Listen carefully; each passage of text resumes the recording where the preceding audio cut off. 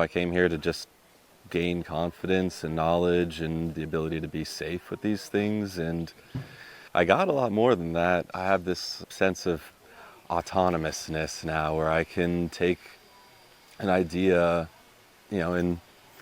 in the mental space and turn it into something physical, and that's been really cool to be able to create. And then I have a friend who's building a barn, so to be able to go over there and to just be able to contribute without having to, ask for help. I didn't need to be taught anything. I just show up and I help build stuff.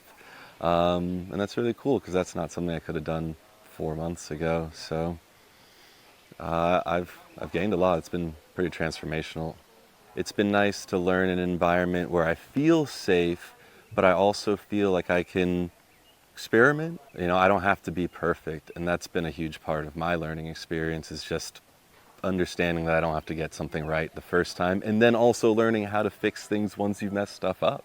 And there's a lot of solutions and different ways to go about that. I would definitely say that Wild Abundance is unique in the sense that it's not a community college class and it's not an apprenticeship. The average day has been, a bit of theory in the morning and some questions, and then followed by the practical application. And then doing that 2 days in a row has been great for solidifying that knowledge.